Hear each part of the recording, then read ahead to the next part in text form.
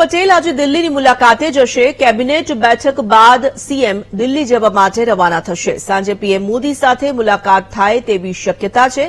Vibrant સમિટને લઈને PM સાથે મુલાકાત થઈ શકે છે।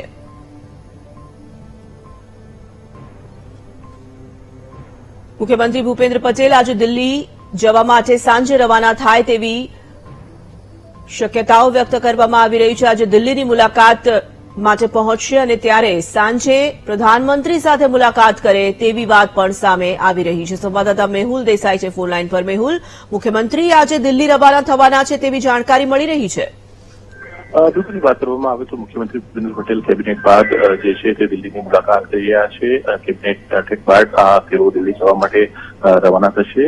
દિલ્હીમાં મુખ્યમંત્રી જે છે પીએમ મોદી સાથે મુલાકાત કરી શકે છે અને વાયબ્રન્ટ ગુજરાત ગ્લોબલ સમિટના સંદર્ભમાં પણ વિસ્તૃત ચર્ચા જે છે તે તેઓ કરી શકે છે।